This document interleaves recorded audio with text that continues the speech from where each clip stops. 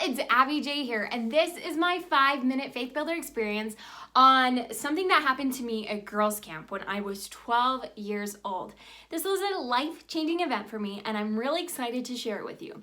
Now, if you are not prepared for some amazing stick figures, you're gonna wanna stop this video right now because I'm not an artist, but I am killer at drawing stick figures. So let's get started.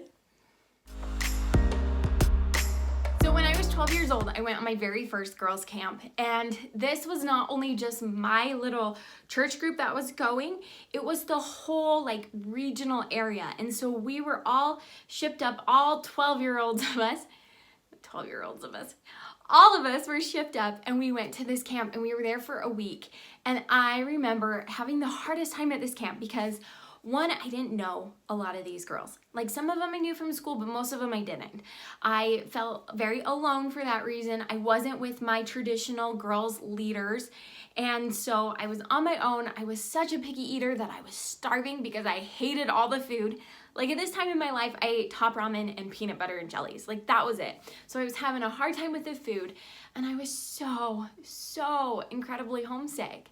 And so I felt like this camp was going to be the death of me. And so finally, I'd made it through the whole week, and it was our very last day, and we were preparing for a fireside. And after dinner, we had a little bit of time to mix and mingle, and because I hated dinner, I had a lot of time.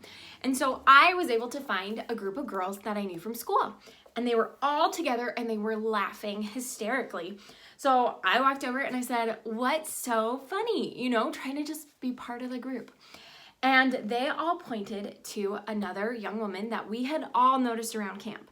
This young woman very obviously had special needs, and there was something that just was a little bit off and made her very different from the rest of the girls. And so while I didn't know her, I knew of her.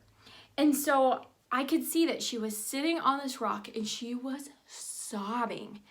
And so I turned back to this group of girls and I said, "What's the matter?" And they said, "She's dropped her camera and she is crying because she's lost it, but she doesn't realize that it's right behind her." And so they were laughing hysterically. And this was one of those moments that I truly felt like time stopped, because I'm looking at these girls that I know that are good girls, amazing girls, but they were making fun of somebody who obviously didn't have the same benefits in life that they did. And I remember being just so confused at why they thought this was so funny. And so I got really mad and I marched over there. I handed that girl her camera and I said, "Here's your camera." She stopped crying immediately. She took it, said thank you, ran off. But I was ticked. I turned around, I marched over to that group of girls, and I said, "You are jerks."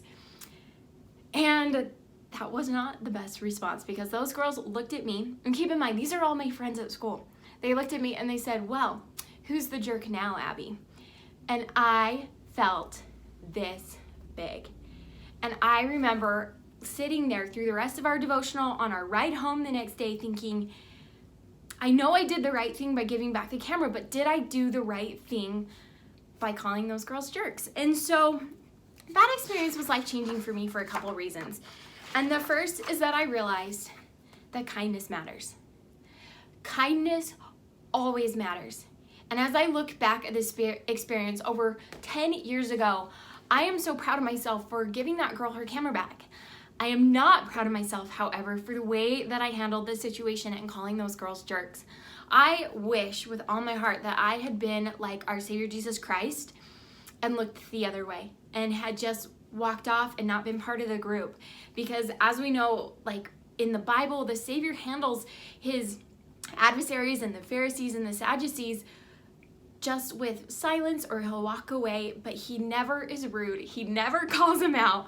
And so I feel like this was an awesome lesson for me on standing up for those in need, but also learning to turn the other cheek and learning not to call out other people, and that it always matters to be kind.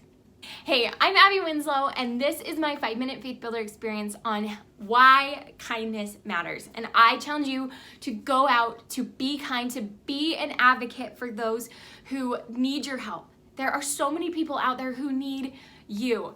And I challenge you to do this with the disposition of our Savior, who turns the other cheek. And don't be like me and don't call out people for being jerks. Even though they are, just don't do it. And so that's my challenge for you. I can't thank you enough for watching, and I hope to see you in my next videos.